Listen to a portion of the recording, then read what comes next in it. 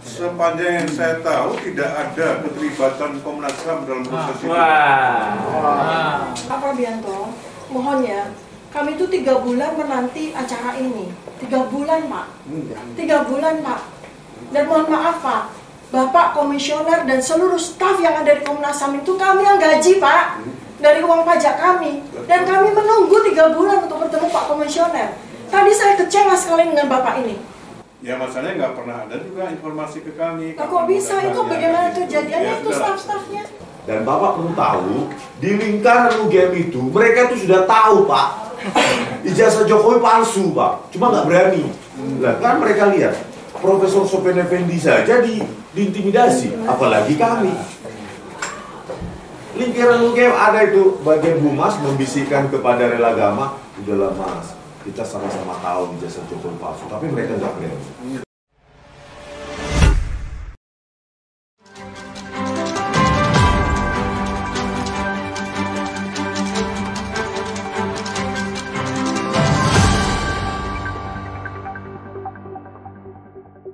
Racikan Berita 1. Saya sudah mengutuk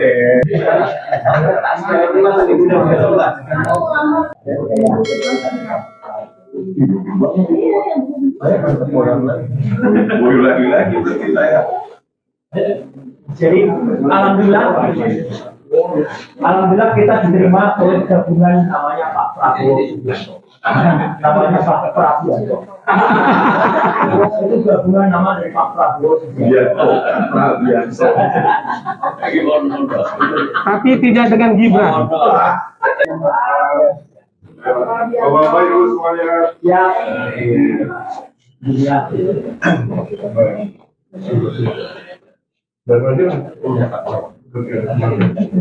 Pembela keadilan lah. Bapak Ibu yang saya hormati, pertama-tama tentunya atas nama Komnas HAM Republik Indonesia saya mengucapkan selamat datang di kantor Komnas HAM dan tentunya sebagaimana tugas dan fungsi Komnas HAM kami akan mendengarkan dan merespon apa yang menjadi aspirasi dari Bapak Ibu sekalian yang ingin disampaikan pada kesempatan hari ini, dan mudah-mudahan apa yang nanti akan kita diskusikan bisa membawa kebaikan bagi kita semua. Saya kira untuk itu saya akan persilakan dulu dari Bapak sekalian untuk menyampaikan aspirasinya, dan nanti akan menjadi catatan secara resmi di Komnas HAM mengenai pengaduan, dan kami berdasarkan pengaduan tersebut akan melakukan tindak lanjut dari apa yang nanti akan disampaikan. Saya kira itu Bapak sekalian, dan silakan ada yang mewakili. THR, legislatif. Oh, pendamping dulu, penasihat hukum dulu. Ya. Ya, silakan Pak. Oke, terima kasih. Assalamualaikum warahmatullahi wabarakatuh. Waalaikumsalam.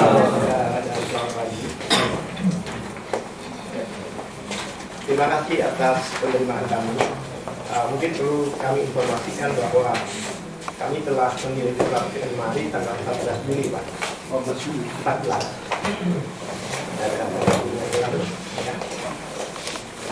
Kemudian kami menunggu respon karena kami di situ pengaduan dan permohonan audiensi, ya kan? Karena responnya juga tidak hadir, kami tidak paham kalau kami harus minta waktu dan sebagainya. Jadi kami mohon maaf sebelumnya, kami mendadak langsung karena ini critical time, bahwa beliau ini sudah dipanggil di dan sebagainya. Yang mana Komnas HAM dalam hal ini kami inginkan untuk memahami secara komprehensif permasalahan. Merujuk ke surat dari Barreskrim dari Kanwar dia merujuk kepada gelar perkara kemarin yang mana Komnas HAM tidak terlibat, ya kan? Ini judul suratnya adalah surat pemberitahuan perkembangan penanganan Dumas, yaitu SP3D, ya kan? Di sini ditujukan pada kami, Pak, yang menyatakan bahwa ini adalah merupakan hasil keputusan dari gelar gelar tanggal 9 Juli 2025. Yang mana dalam gelar ini Komnas HAM adalah ikut terlibat sampai akhir. Bahkan kami sebagai orang pendumas ini, pelapor ini waktu itu, pengadu ini cuma sampai jam 2. Kita itu dilanjutkan sampai malam, baik itu DPR, eksternal ya, DPR RI, kemudian Komnas HAM, Kompolnas, Ombudsman terlibat. Pertanyaan saya, apakah Komnas HAM sepakat dengan surat ini? Karena kalau keputusan gelar ini kan berarti keputusan semuanya, termasuk lembaga-lembaga negara itu. Apakah lembaga itu dihadirkan hanya untuk stempel atau apa, kami tidak tahu. Tapi yang jelas kami minta pertanggungjawaban di sini. Jadi dalam hal ini, satu, kenapa kami juga seolah-olah mendadak? Karena kami takut keduluan mereka ini ditahan. Ya kan, kalau sudah ditahan kan sudah tidak perlu lagi kemari untuk memberi penjelasan. Oleh sebab itu kami memohon maaf, kami tidak konfirmasi, kami hadir di sini mendadak. Dan surat tadi kan kami cari di situ Pak, hampir 1 jam, setengah jam, ya ada katanya. Tidak, bingung juga kita. Hanya karena orang yang menyerahkan ini waktu itu nggak ada di sini. Hanya saya menunggu dia untuk kirim bukti, ternyata diterima dengan stempel. Ada stempelnya. Dan diterima di depan. Iya. Dan ini bukan hanya di sini Pak. Di Ombudsman demikian, di Komnas HAM demikian, bahkan Kompolnas juga demikian. Kami kagetnya di Kompolnas, kami tidak terima surat persis. Jadi kok iramanya sama, ya kan? Sehingga pada saat diterima kita oleh 3 komisioner dari Kompolnas waktu itu dalam pertengahan kita berdialog baru dibagi oleh kawan-kawan, diduga ada sabotase. Yang buktinya kok baru dibagi? Berarti ada yang baik lagi. Kami khawatir di Komnas HAM juga demikian. Tapi ternyata saya telusuri salah kamar. Jadi saya memaklumi. Nah, pertanyaan saya begini, Pak. Karena kami jadi bukan hanya mengadu, tapi juga minta pertanggungjawaban di sini. Karena ikut memutuskan ini. Di sini ada kopi tuh Pak Konsumen. Nah, berarti Bapak nggak dapat juga kan? Itu semuanya juga demikian. Semuanya kalau dikatakan Pak Komnas HAM terlibat di dalam gelar perkara, emang iya kalau terlibat ya? Enggak ada kan? Sampai sore. Saya tahu siapa Pak? Siapa? Saya tidak tahu ibu-ibu. Diperkenalkan. Pada waktu itu Ombudsman saya tanyain, yang sampai sore sampai selesai itu siapa? Ombudsman mengatakan kami semua. Ya kan? Kami semua. Di sini disebutkan. Ya, tidak disebutkan. Di sini nggak ada makanya Pak. Begini Pak, kami kan sudah ke Kompolnas. Iya. Kami kan sudah ke Ombudsman. Pengakuan mereka semua terlibat. Pengakuan mereka. Pengakuan siapa? Dari Ombudsman. Kompolnas. Oh, bukan dari PMJ, bukan dari Polda. Polda buktinya Bapak tidak ditembuskan. Buktinya Bapak minta dari kami. Iya makanya karena tidak ditembuskan itu artinya kami tidak terlibat. Enggak khawatir, begini loh Pak, dugaan-dugaan orang ini. Makanya pertanyaan saya itu sederhana. Ya. Apakah sepakat dengan keputusan ini? Karena faktanya ada pelanggaran-pelanggaran, ya kan? Jadi kalau Bapak baca di situ Pak, di situ, ya kan, bahwa kan waktu itu ada semacam pemberhentian penyelidikan. Nah, di situ dinyatakan hasil gelar yang ada Kompolnas Komnas HAM di situ mengatakan bahwa ya kan, putusan dari gelar itu menyatakan bahwa penghentian penyidikan sesuai aturan yang berlaku. Coba lihat yang saya dulu, saya hafal banget, jadi saya nggak perlu pegang surat ini. Gitu. Sesuai yang berlaku. Tapi tidak disebut ketentuan apa yang sesuai itu. Satu. Kedua, merujuknya malah merujuk ke alat bukti. Bahwa alat bukti yang disampaikan ya kan ada sekunder dan tidak dapat digunakan. Ngapain ngurusin alat bukti? Alat bukti pengadilan Pak. Iya. Ya kan? Jadi nggak nyambung. Kalau buat kami sih mereka sih sudah biasa. Tapi kalau dia sudah melibatkan lembaga-lembaga yang kita cintai ini, kita keberatan Pak. Makanya kami konfirmasi kemarin. Gitu. Kami keberatan kan? Karena sudah jelas Pak ya. Dalam surat kami itu detail banget kami katakan Apa pelanggaran apa yang dilanggar? Satu ya, yang dilanggar Undang-Undang Dasar itu dilanggar. Karena Bapak tahu nggak, ini kan Presiden sejak dia memberikan ijazahnya sebagai persyaratan itu sebenarnya dokumen publik. Di atas Undang-Undang Dasar 45 28 ayat F itu menyatakan bahwa setiap warga negara berhak berkomunikasi, mendapatkan informasi, menyebarkan dan sebagainya, data publik. Jangankan surat Pak, hartanya pun harus dideklar. Ya kan? Kemudian saya rujukkan ke Undang-Undang nomor 1, Undang-Undang nomor 14 tahun 2008, Undang-Undang Keterbukaan Publik itu jelas. Ya kan? Ada di surat saya, nanti ini saya jelaskan supaya wartawan juga paham ya. Yang dikatakan pasal 1 ayat 3 yang dimaksud lembaga publik atau institusi publik itu adalah institusi yang menerima anggaran dari APBN. UGM terima nggak? KPU terima. Konsekuensinya apa Pak? Karena dia menerima, maka dia adalah lembaga publik. Yang mana dokumen yang dikeluarkan itu adalah dokumen publik yang terbuka dan dapat diakses oleh umum. Itu pasal 2 di undang-undang itu. Pasal 4-nya menyatakan di situ bahwa setiap warga negara berhak untuk mengakses ini dan sebagainya. Kemudian ada pasal 18, kalau itu dianggap rahasia, dibuka lagi di pasal 18 ayat 2 A dan B, jelas di situ. Pasal 18 itu menyatakan bahwa memang kalau seandainya dianggap itu data tertutup, tapi jika disetujui oleh yang bersangkutan, maka tidak tertutup lagi. Itu yang A. Yang B, jika digunakan untuk persyaratan pejabat publik. Kesimpulannya apa? Tidak ada pelanggaran hukum, Pak. Bahkan mereka itulah yang melanggar Undang-Undang Dasar. Mereka itulah yang melanggar undang-undang. Itu jelas. Oke, itu baru masuk ke instansi substansinya. Sekarang begini Pak, kami pada waktu itu, ya kelompok kami itu melaporkan karena sebelumnya aja saya ceritakan karena ini penting karena harus komprehensif. Ada satu peristiwa Pak, 2 orang tahun lalu itu dihukum 6 tahun hanya gara-gara ijazah tidak ditunjukkan. Itu namanya Bambang Tri, Bapak ngikuti Bambang Tri dan Gus Nur, ya kan?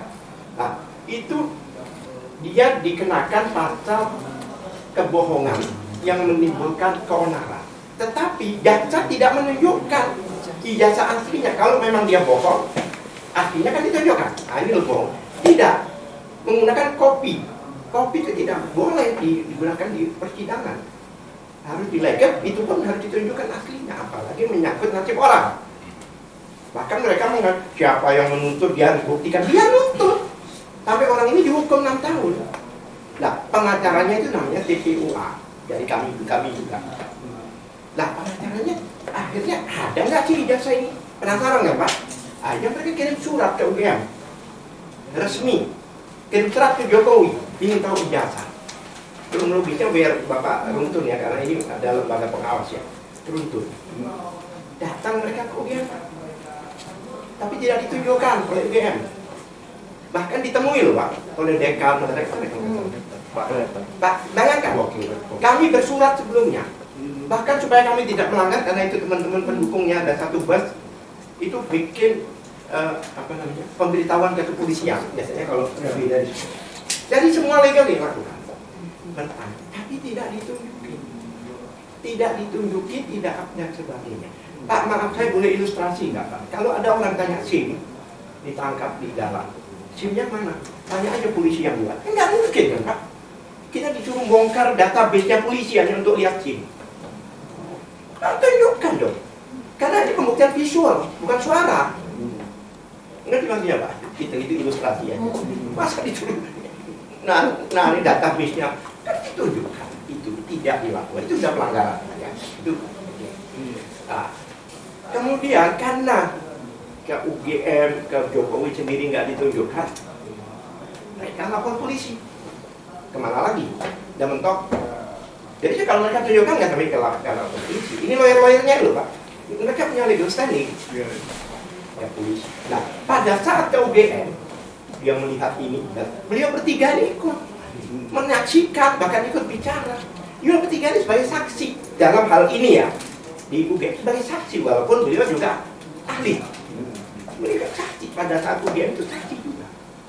Oke, saya kembalikan ke undang-undang perlindungan, biasanya hubungannya dengan Komnas HAM, perlindungan saksi dan korban.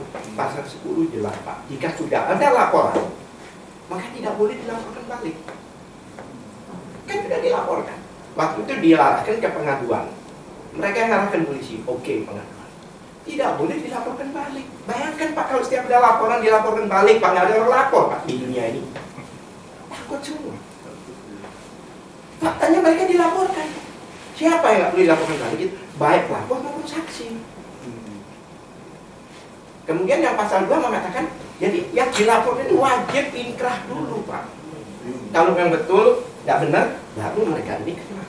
Inkrah itu proses pengadilan. Itu satu. Nah itu sudah pelanggaran lagi Pak. Kemudian pengaduan ini nggak digubris sampai tiba-tiba Jokowi melaporkan. Akhirnya seolah-olah digubris. Panggil beberapa orang, bahkan pelapornya sendiri dan Profesor Egy Sujana itu belum tuntas dilapor, bahkan belum pernah dipanggil. Seolah-olah diproses. Nah, dalam proses ini Pak, dipinjamlah ijazah itu untuk diuji laboratorium. Ingat Pak ya, dipinjam saya katakan, karena diakui. Tidak ada penyitaan. Berapa kali lawyernya katakan, dipinjam. Biasanya Pak yang mengajukan untuk diuji itu ada pelapor Pak, bukan terdakwa. Oh, ini ada aneh juga ini penegakan hukum di Indonesia sekarang. Dia yang dipinjamkan, diambil lagi sih. Tiba-tiba diumumkan. Nah sebelum diumumkan sudah dikembalikan. Padahal tidak pernah polisi melakukan seperti itu Pak. Selama ini polisi di dalam konvensi pers dan sebagainya, narkoba, bestop ini ditunjukkan ini narkoba. Ini, tidak pernah, ini foto narkoba, tidak pernah. Tidak pernah. Apalagi yang orang yang diduga bunuh diri itu kemarin, itu kan ditunjukkan talinya, ininya. Begitu. Ya kan, ditunjukkan gambar foto. Dan foto itu Pak, fotokopi bergaris.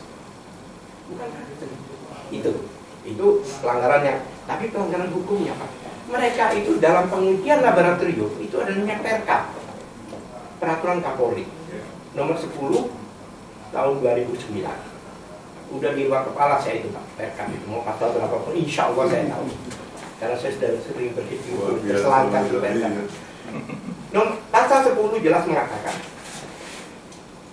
kalau orang mau mengajukan laboratorium itu dari instansi, boleh biar UGM, boleh kejaksaan, boleh juga penyidik, itu ada persyaratan.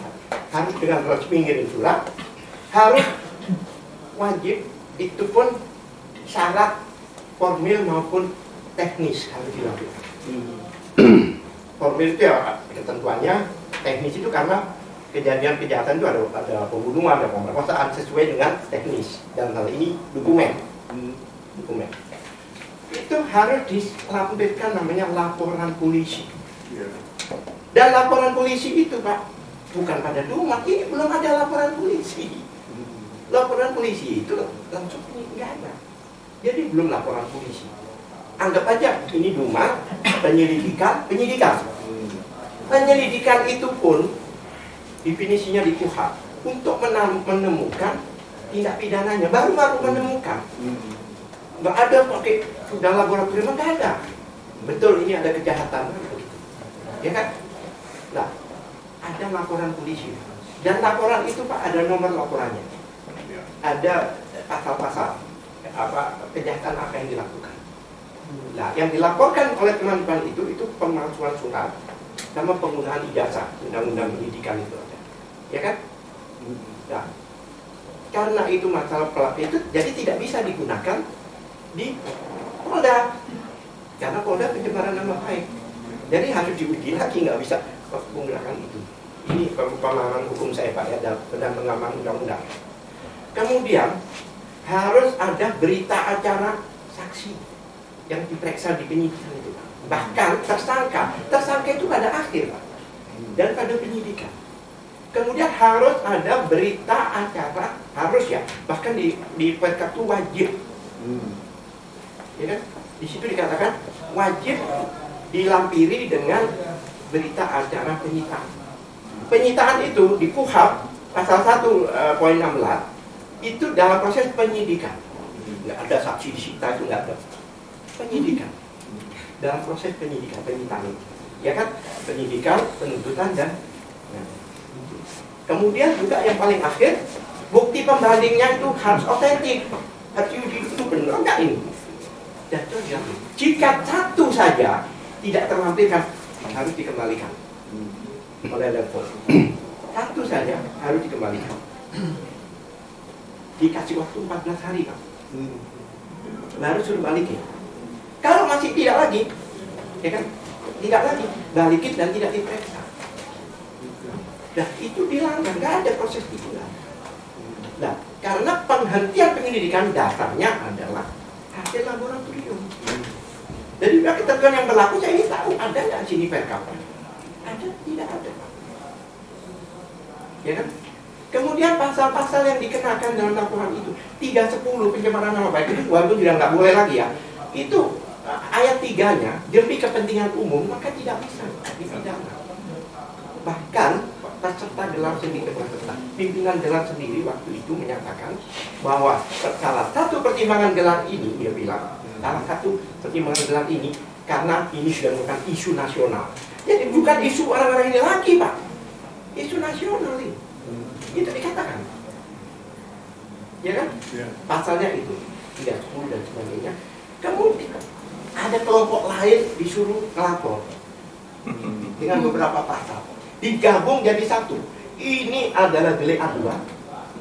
Bapak menceritakan delik aduannya. Contohnya ada satu peristiwa bahwa mengadukan atau seseorang mengadukan mungkin istrinya selingkuh gitu contohnya. Tiba-tiba digabung dengan pencurian sepeda. Itu dari satu SPDP. Ini nggak masuk akal. Kejadiannya beda, lokusnya beda, tempusnya beda. Ya kan? Itu nggak ada. Dua sprindik di situ. Itu nggak saya temukan Pak selama saya jadi lawyer. Tapi delik aduan, ini delik aduan. Nah, pasal 310 tadi seperti itu Pak saya katakan. 310 dan sebagainya itu nggak bisa. Kalau pencemarannya tidak terbukti, penghinaannya juga tidak terbukti. Fitnahnya dan bukan fitnahnya itu tidak terbukti. Itu sudah connect. Terus ada lagi pasal masalah itu di undang-undang pasal 27A. Itu penghinaan namanya pencemaran nama baik melalui IT. Itu 27A itu harus terbukti di sini itu. Satu, kedua 27A itu tidak berlaku untuk pejabat. Bahkan ditetapkan dengan putusan MK 105. Ya, apalagi kan dia juga pejabat. Yang namanya dukungan publik itu Pak, begitu dia daftar, selamanya jadi dukungan publik. Bukan kalau dia pensiun nggak publik lagi, nggak apa. Karena masih tersimpan di dalam dokumen negara. Satu, dia masukkan pasal-pasal IT, seolah-olah itu ada transmisi dan sebagainya. Pak, dukungan publik itu boleh disebarkan. Gimana dia melanggar undang-undang IT? Kecuali itu bukan dokumen publik.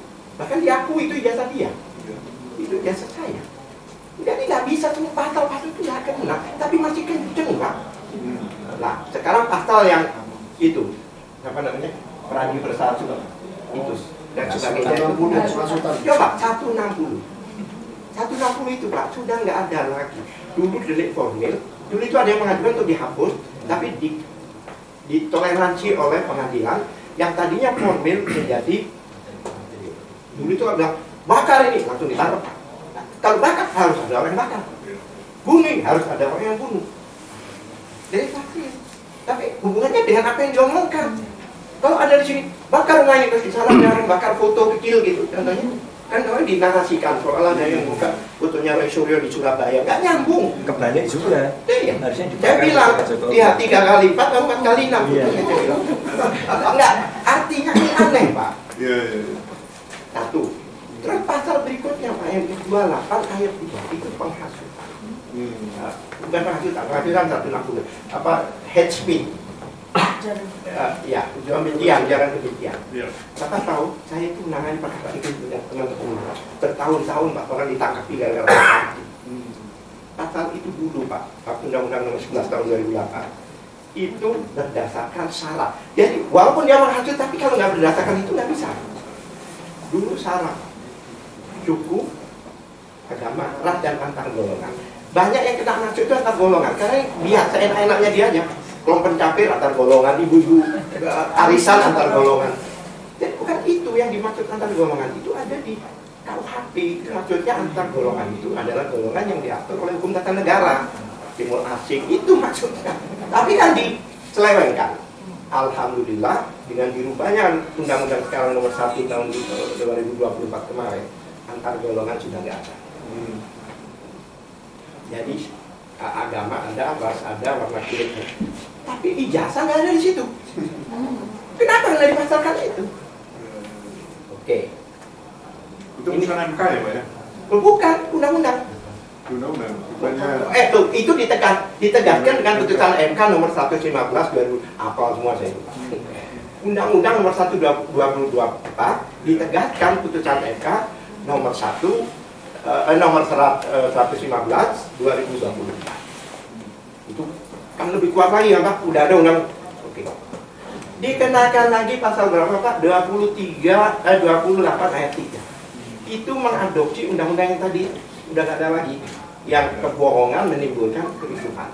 Ya, di situ Pak, kebohongan menimbulkan kerusuhan ada, tapi di keterangan apa itu, penjelasan undang-undang itu sendiri, yang dimaksud kerusuhan atau keonaran itu fisik. Dulu enggak Pak, di medsos saja kena. Iya. Fisik itu Pak. Jadi keonaran itu fisik. Baik. Iya, sebentar. Oke. Sekarang agak aneh menurut saya. Undang-undang yang 28 ayat 3 itu di-drop Pak, nggak ada lagi. Saksi-saksi itu hanya 160 sama 28. Kenapa Pak? Karena pembuktiannya harus ijazah Pak. Nampaknya ini mau dibelokkan, bukan masalah ijazah. Di-drop. Terbukti dengan ini tadi, SPDP ini. Jadi ini mau dibelokkan, mau dibimbing Bambang Tri jilid 2 Pak. Jelas-jelas masalah ijazah dilarikan ke penistaan agama. Tapi mungkin lawyernya dulu, kalau kami dengan harap bisa dikibuli seperti itu. Kami ini ulang tahun menjadi lawyer, kami paham. Nah, biasanya Pak, kalau 160 nggak kena, 28 nggak kena, 28 itu ditolak Pak, bukan diterima. Ah ini nggak ada ini, mana? Terbukti Pak pada waktu beliau diperiksa, saya dampingi, Egy Sujana diperiksa, saya dampingi. Ini saya tanya, ini penyelidikan, anggap aja penyelidikan deh. Saya mau tanya sama Bapak penyidik, tindakan pidana apa yang dilakukan oleh klien saya? Sebutkan. 160 apa? 28 ayat 2 apa? 28 ayat 3. Nggak bisa ngomong Pak. Loh, terus Anda belum menemukan kejahatannya. Sudah mau bicara link itu Pak, itu barang bukti. Bukan kalau lawyernya bilang ada link. Nah, perkara ini dilanggar. Oleh sebab itu Pak, bukan itu sekarang. Sekarang dia melibatkan Kompolnas untuk melegitimasi bahwa ini adalah keputusan gelar bersama. Kami, Komnas HAM, Kompolnas, apa satunya? Ombudsman. Kaget-kaget mereka Pak. Ombudsman, saya tahu, sama seperti Bapak sudah. Memang nggak ditembusin Bapak kalau lihat sini. Tidak ditembusin. Nah sekarang kalau memang ini dilanjutkan, akan masuk dalam sejarah bahwa Komnas HAM, Kompolnas adalah yang menyebabkan beberapa warga negara dihukum. Baca nanti anak-anak SD nanti tahun berapa itu. Saya nggak mau Pak. Oleh sebab itu jangan mau digunakan nama-nama bapak-bapak. Itu dari saya Pak. Ya, dan semua sudah. Terima kasih. Mungkin yang lain. Itu Pak yang ikut rapat kemarin di ada apa? Gelar perkara yang di Baris Krim. Yang mohon dihadirkan Pak supaya lebih jelas. Sepanjang yang saya tahu tidak ada keterlibatan Komnas HAM dalam proses itu. Jadi keterangan dari mana nih Bapak ini? Dari mana? Hah? Wartawan TV. Waduh, ombudsman dong. Bisa menyebut lembaga lain padahal Ya kita bukan artinya saya menanyakan ke ombudsman bahwa eksternal ini masih ada semua. Tapi di surat undangan ada khusus itu disebutkan Disebutkan. Kompolnas. Yang kami sebut. Oh, Di ruangan diperkenalkan kepada kita. Itu kalau Wasidi kan mengatakan Oh, iya. Kompolnas, Komnas Kami- HAM, Ombudsman kami- disebutkan. kami ada Ya. sebagai Iya. Sekarang ada Pak perempuan. Terus begini, Pakai jilbab. begini. Saya Kalau tahu. perempuan Berarti kecil, pura-pura bawa itu. aja ya. Loh, dilibatkan. Berarti penipuan itu. Nah, siapa yang menipu masalahnya? Bukan maksudnya berarti kita laporkan ke Kapolri, kita laporkan. Sebentar, Ombudsman bilang lembaga yang diundang. Kalau Wasidi itu kita laporkan. Bukan, kami bertiga. Kalau memang kan pastinya ada disebut di Ya. surat ini kan. Kalau memang Udah, ada gini disebut. aja Pak Kartini. Yang jelas Iya. Ombudsman Komnas HAM tidak tahu. Ya udah. Iya, kami tidak tahu menahu mengenai Tahu, proses. Sebutkan, Pak. Lah iya ya. Jadi sana bohong. Maaf, Karo Wasidiknya bohong. Karena kami itu hadir bertiga, itu sebagai saksi ahli yang dihadirkan pada gelar perkara. Ada berdiri gini Pak, dipanggil Sudah Komnas HAM. ya, Kalau yang sudah berdiri, jelas. kalau Sudah. yang ada dan Komnas HAM terlibat itu gelar perkara kasus ADP kemarin. Oh. Kalau itu jelas. Pak, ini Ya. kita berempat tahu, Pak. Pada saat dikenalkan pada begini. Berarti bohong itu. Bukan bohong ada, tapi Baru Wasidi ada ada bohong. Di sini kita biaya. Waktu itu ada Kalau boleh kami tahu Ada. Oh, yang nggak disebut Komnas HAM, Komisi 3 Ada DPR. fotonya apa enggak? Nggak boleh foto. Pak, kami nggak dibolehkan. penandatangan absensi. Ada. Kita minta ke Sana ya, ke diminta Wasidi. sini. Ya, supaya Supaya tahu bisa. siapa Boleh. siapa orang Komnas HAM tersebut. Ya. janji kita pasti dikasih kalau kita yang minta. Enggak. Kita yang janji. Ini kan wartawan yang kita dikasih Pak. Komnas HAM ya. Karena Komnas HAM sendiri kan tidak tahu menyatakan Ya. Yang jelas Komnas HAM tidak mengaku itu. Udah. Fiktif. Oke, baik ya. Komisi Saya tiga. bisa bicara ya. Ya ya ada. Pak, terima kasih. Bismillahirrahmanirrahim. Assalamualaikum warahmatullahi wabarakatuh. Jadi gini Pak, ini persoalan ini benar-benar persoalan pelanggaran hak asasi manusia yang dilakukan sejak 2016 Pak. Jadi ya, Bambang Tri itu adalah whistleblower loh Pak. Bambang Tri itu whistleblower yang harusnya dilindungi. Ada pasalnya untuk perlindungan whistleblower, bukan malah kemudian dikriminalisasi di penjara. Bahkan sampai 2 kali Pak. Tahun 2022 beliau ternyata luar biasa patriotiknya ya Pak. Sudah di penjara 6 tahun, tetap beliau langsung menggugat lagi, begitu dibebaskan di penjara lagi dengan pasal-pasal yang bahkan bukan ada hubungannya dengan ijazah. Nah itulah yang kemudian mengusik kami Pak, rakyat. Jadi supaya pemerintah Komnas HAM juga tahu, rakyat itu sudah heboh sejak 2016 itu kami itu sudah heboh, ya karena peristiwa itu sudah diketahui oleh rakyat. Nah kami secara tersendiri, secara independen itu sudah pasang zoom di situ, ya kami pun juga membaca apa yang menjadi manuskrip dari Bambang Tri, namanya Jokowi Undercover 1. Kami baca, sebagai peneliti kami lakukan penelitian dari situ. Kemudian para netizen rakyat juga sudah gercep Pak, ikut juga melakukan penelitian. Sehingga data-data milik dari Pak Joko Widodo, ijazah palsunya, latar belakangnya dan sebagainya itu sudah menjadi ranah publik. Karena beliau juga menjadi pejabat publik gitu. Jadi ini persoalannya kan di situ. Nah kemudian Pak Bambang Tri ini ya dibela oleh tim advokat yang menamakan diri mereka TPUA, tim pembela aktivis ulama dan aktivis. Nah, kemudian setelah Bambang Tri itu menjadi whistleblower lagi dan kemudian dikriminalisasi lagi, dipidana lagi tanpa siapapun membelanya dia, maka TPUA ini tidak berdiam diri Pak. Setelah Pak Bambang Tri di penjara bahkan sama Gus Nur ya, kemudian mereka melanjutkan karena dalam 2 kali sidang itu nggak ada ijazah asli itu ditunjukkan tuh nggak ada. Jadi karena itu mereka mempertanyakan. Tahun 2024 mereka bersurat berkali-kali ke UGM, bersurat berkali-kali ke Joko Widodo. Sampai akhirnya diterima di tanggal 15 April untuk UGM dan 16 April untuk Joko Widodo. Nah, pada waktu itu Pak, kami ini secara terpisah ya Pak Roy Suryo di Jakarta, Jogja melakukan penelitian sesuai dengan keahlian beliau telematika. Pak Rismon Syanipar di Bali G sana juga melakukan penelitian tentang ijazah ini di Sumatera Utara. Saya sendiri, saya sendiri di Jakarta juga melakukan penelitian sesuai dengan domain saya neurobehavior terhadap keanehan dari polemik ijazah ini. Tadinya Pak, kami bertiga ini uber alles Pak. 2014 kami semua mendukung Joko Widodo. Kenapa? Uber alles Pak, kebanggaan UGM. Wih, kami ada presiden dari UGM, kami bangga sekali.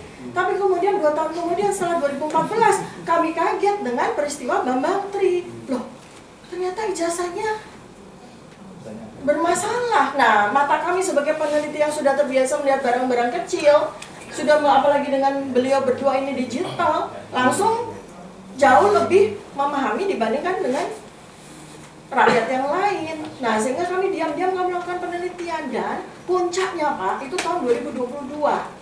Puncaknya itu ketika terjadi penahanan pemenjaraan dari Bambang Tri yang kedua bersama Gus Nur. Kenapa? Lembaga yang didanai oleh APBN, lembaga yang terbuka, yaitu namanya Universitas Gadjah Mada, UGM yang kami cintai, ikut campur. Ya, di akhir 2022, rektornya Profesor Ova Emilia nggak tahu siapa yang nyuruh melakukan konferensi pers. Kami meyakini bahwa ijazah Joko Widodo asli. Itu bukan bahasa science based Pak. Ini telinga kami, telinga peneliti. Nggak ada bahasa sains itu meyakini, nggak ada. Itu bahasa agama Pak, keyakinan. Kalau bahasa sains berdasarkan ya verifikasi scientific base, data-data yang terverifikasi, kami ya menegakkan kepercayaan dengan taraf kepercayaan sekian persen bahwa ijazah Joko Widodo ini asli. Nah, itu bahasa evidence base. Itu tidak kami terima pada rektor UGM. Nah, berikutnya lagi ada kemudian dekan dari Fakultas Kehutanan UGM yang kemudian malah menambah lagi dengan kepalsuan-kepalsuan yang kemudian kami verifikasi ya. Jadi dekan UGM beberapa hari kemudian dia konferensi pers juga mengundang wartawan ya, diliput menunjukkan fotokopi ijazah Joko Widodo yang sangat mengagetkan karena semestinya bukan seperti itu dokumen. Nah, kemudian berlanjut di TPUA kemudian mengajukan surat dan di mana qadarullah ya Pak, ini Allah Tuhan yang Maha Kuasa. Kami bertiga ini sebenarnya bukan orang yang akan bertemu dengan rektorat loh, tetapi TPUA ditahan sehingga ketika TPUA bertelepon minta untuk jadi ada sebuah peristiwa eksiden kecelakaan di tol sehingga bus yang membawa rombongan TPUA itu tertahan Pak ya, tertahan. Ini ketua rombongannya Pak Rustam Effendi yang ini juga jadi terlapor juga, tertahan oleh besi-besi dan kami yang ada di situ kemudian mewakili padahal sudah bertelepon TPUA untuk minta agar pertemuan itu diundur. Ternyata pihak rektorat tidak mau. Ya sudah, kami bertiga lah yang mewakili. Nah, rektorat itu menjanjikan kepada TPUA akan ada dokumen yang digelar, 34 dokumen. Ternyata pada peristiwa itu tidak ada satupun dokumen yang dimunculkan di situ. Jadi itu loh yang secara hak asasi manusia itu betul-betul dilanggar di situ. Nah, ternyata malah kemudian kami dilaporkan oleh Joko Widodo. Kan itu. Jadi di mana letak kami melakukan tindak pidana? Kami sedang melakukan penelitian. Nah, sejak saat itu kami bertiga memadukan penelitian kami sampai menjadi buku Pak, publikasi buku Jokowi's White Paper. Mohon maaf, buku ini akan kami sebar internasional. Ya, mohon maaf. Karena kami merasa tidak hadir negara ini untuk melakukan perlindungan terhadap rakyat Pak, bukan terhadap kami Pak, terhadap rakyat atas kebohongan yang sudah dilakukan oleh seorang pejabat publik selama 20 tahun Pak. 20 tahun loh. Beliau itu dapat jabatan wali kota 1,5 kali, dapat gubernur 1,5 kali, dapat presiden 2 kali dengan menggunakan dokumen yang sudah kami teliti palsu. Dengan ketepatan yang sangat tinggi Pak, dengan ilmu kami ya. Jadi sudah jelas. Nah, kemudian lebih celaka lagi Pak, ketika pada saat proses kami dilaporkan, tiba-tiba Barreskrim memberikan respon terhadap aduan masyarakat yang dilakukan oleh TPU hari 9 Desember itu kan, yang ini beruntun. Presentasi Barreskrim tanggal 22 Mei 2025 itu betul-betul mengejutkan kami. Betul-betul membuat kami terkejut. Kami sesungguhnya sangat ingin presentasi Barreskrim itu menghadirkan dokumen analog, ijazah asli analog Joko Widodo. Ternyata yang tampil hanyalah presentasi. Dan yang dipresentasikan pun ternyata Pak, itu barang-barang palsu. Dokumen-dokumen palsu. Beberapa di antaranya sudah kami verifikasi. Ijazah itu udah jelas ijazah palsu. Nanti Bapak Bu Dokter, di fotokopi itu kan ada nomor ijazah pasti ya? Ada. Ya, Nanti di ya, laporan saya saya nomor ijazah itu kemudian kenapa tidak kita lacak di dikti? Ini sudah kami rencanakan untuk artinya kami. kok dalam apa informasi yang kami sering dengar di TV pun kok kayaknya nggak sampai melacak ke dikti ya kayaknya ya. Nah itu nanti ada. Nanti ada ceritanya. Kan ini kasus ini kan udah sering muncul di TV kan, juga sering ngikuti Faris, dan sebagainya. Cuma saya pikir-pikir teman-teman itu nggak pernah nyocokin nomor ijazah, karena begitu nomor ijazah ini kita cocokin ada database-nya kan ini. Iya, di sana. Nanti kami sampaikan. Nanti apa? Saya ingin menunjukkan kronologinya. Jadi saya sampaikan kami dilaporkan untuk tindak pidana yang tidak kami lakukan, ya, dengan dokumen-dokumen palsu. Itu saya bilang, ini bagaimana polisi gitu loh. Bagaimana polisi bekerja, Pak? 34 dokumen yang dipresentasikan di foto-foto itu, sebagian sudah kami verifikasi secara science based, itu dokumen palsu. Ijazahnya palsu, transkrip nilai palsu, foto-fotonya palsu, kemudian registrasi dan sebagainya, Pak. Jadi kalau saya boleh sampaikan di sini ya, secara rough saja, Joko Widodo itu tidak pernah menjadi sarjana, tidak pernah punya ijazah. Ada seorang mahasiswa bernama Joko Widodo yang diterima di UGM tahun 1980, itu sarjana muda, Pak. Dan ini sudah dapat verifikasi juga dari mantan rektor, Profesor Sofyan Effendi. Artinya hasil penelitian kami terverifikasi oleh penjelasan dari Profesor Sofyan Effendi. Kalau Bapak sudah pernah mendengarkan wawancaranya beliau gitu. Jadi Pak, ya sebetulnya saya sudah siap, kami bertiga sudah siapkan presentasi, tapi ini kita narasi saja ya. Jadi banyak sekali Pak pelanggaran-pelanggaran, bahkan kejahatan-kejahatan yang jelas-jelas dilakukan oleh Joko Widodo dan mengajak serta lembaga-lembaga yang dibayar oleh APBN, Pak. UGM ini tersandera dan mereka tuh tidak sadar bahwa mereka melakukan tindakan-tindakan pidana loh. Ya, sekarang sebetulnya saya mau tanya sama Barreskrim kemarin waktu gelar perkara khusus. Saya mau tanya sama Barreskrim, dari mana Anda dapatkan dokumen-dokumen itu yang Anda presentasikan? Baik di presentasi tanggal 22 Mei sama presentasi di gelar perkara khusus. Dari mana Anda dapatkan dokumen itu? Karena ini pidana. Anda mendapatkan dokumen palsu dan Anda pakai untuk melakukan verifikasi terhadap keaslian ijazah. Itu bagaimana? Sedangkan kami saja, ini para netizen, Badan Intelijen Netizen nih, BIN, ya, kami semua sendiri secara bersama-sama dengan kami dapat, Pak. Dokumen-dokumen asli itu kami dapat kok. Ijazah transkrip nilai asli dari Fakultas Kehutanan UGM yang lulus tahun 1985 itu kami dapat. Ya. 85. Tahun 85. Itu kami dapat. Dokumen-dokumen yang bisa dilakukan untuk verifikasi juga kami dapat dengan mudah. Kenapa Barreskrim malah menunjukkan dokumen-dokumen yang unverified gitu loh, untuk digunakan oleh Joko Widodo untuk memenjarakan kami, karena ini rencananya memang situasinya di situ, Pak. Dia itu berpikir dengan cara yang menurut saya sangat-sangat dangkal ya. Coba bayangkan, ini HAM ya, saya bicara HAM. Bambang Tri berhasil ketika DJ Presiden dipenjarakan.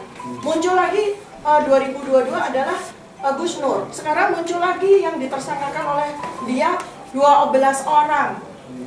Ini kami nggak main-main. Maaf Pak, kami bukan rakyat biasa Pak. Ini akan rusuh Pak. Serius. Kami 12 orang ini bukan orang biasa Pak. Kami punya bukan punya banyak masa atau apa, rusuh Pak. Ini saja sekarang senator dari Amerika sudah memberikan nota kepada kami. Dulu tahun 98 ada seorang aktivis yang juga dilakukan kriminalisasi tahun 98. Ya Pak, namanya Pak Bintang Pamungkas.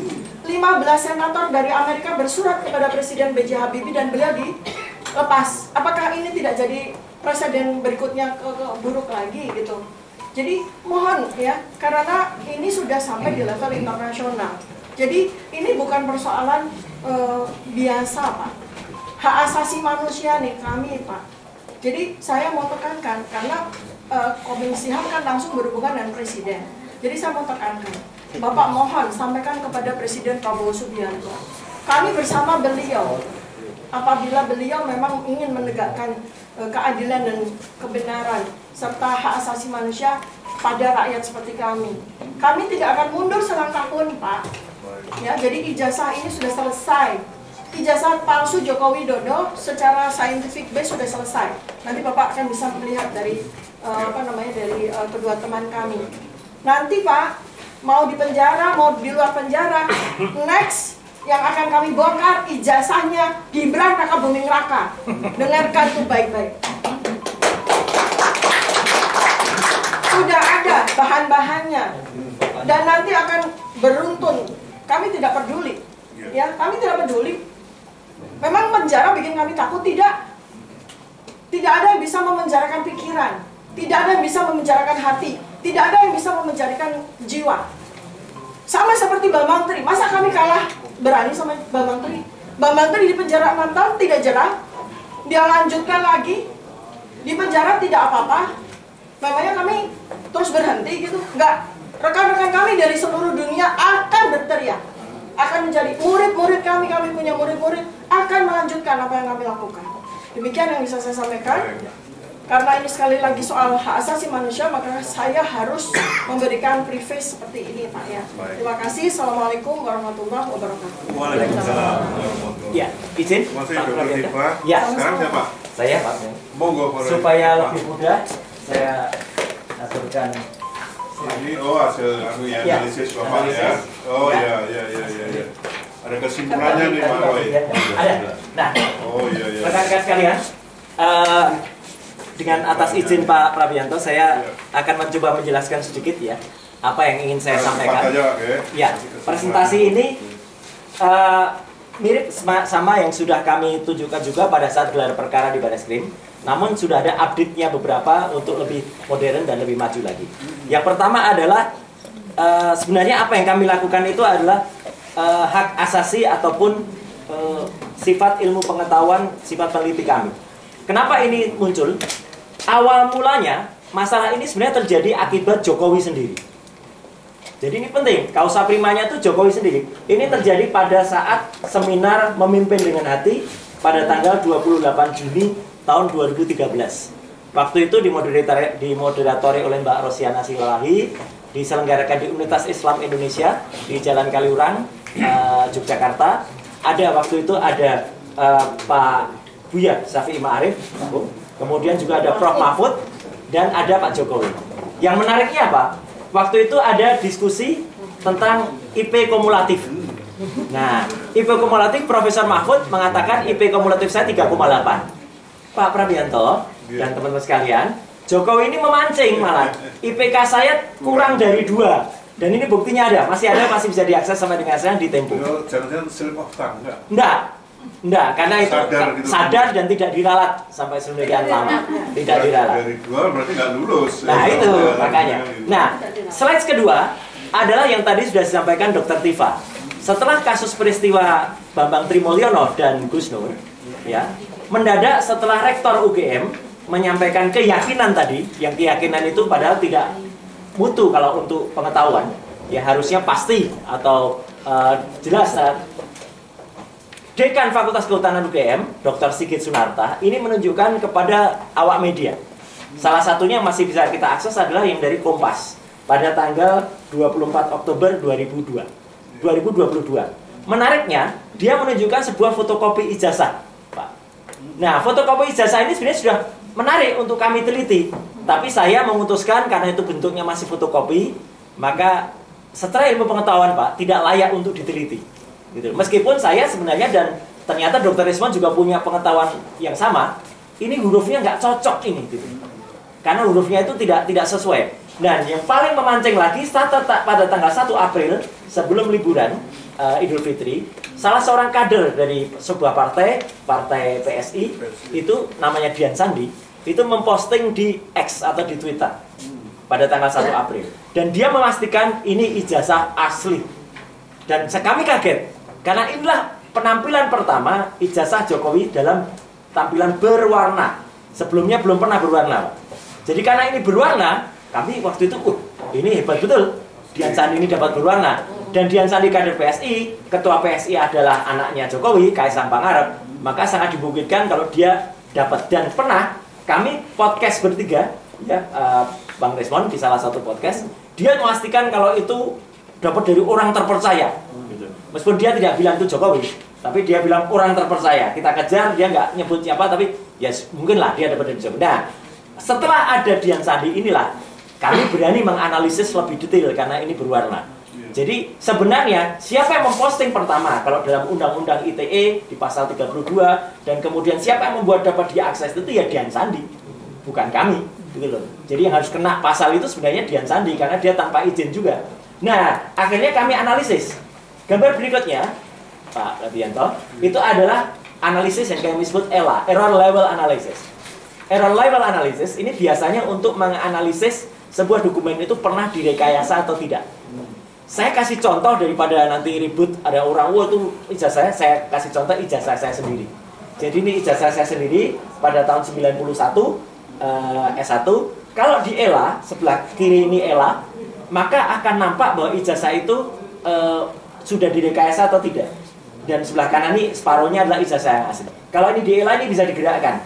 Kalau pakai komputer ini bisa digerakkan di ELA semua atau tidak gitu. Dan kalau di ELA semua, slide berikutnya, ijazah saya, Bapak, itu masih tampak kelihatan bekas-bekasnya. Tulisan ijazah masih nampak, capnya, legalisasinya masih nampak, logo UGM masih nampak, pas foto saya juga masih nampak. Jadi artinya ini adalah ijazah yang tidak direkayasa.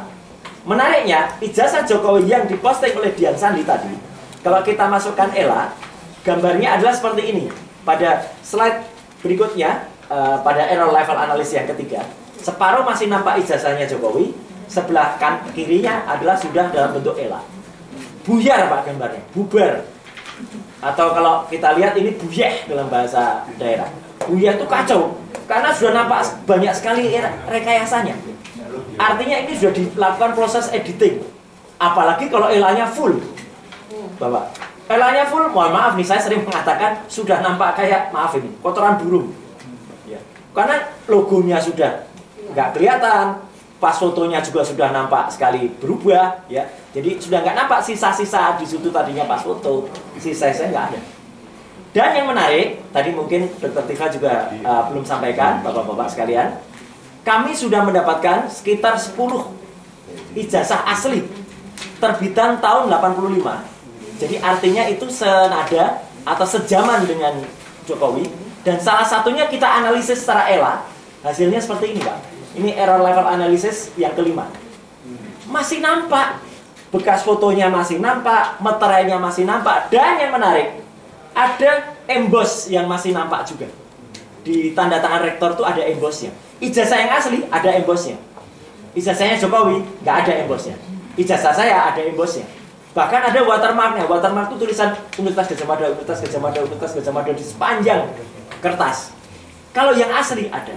Dan ijazahnya Jokowi, kalau ini saya gunakan teknik bukan ELA yang lebih canggih lagi, namanya Luminance Gradients Analysis. Ya, ini baru hari ini saya tunjukkan. Ketika di Barreskrim saya belum menggunakan teknik ini. Di sini nampak betul ijazahnya Jokowi itu pas fotonya di atas cap.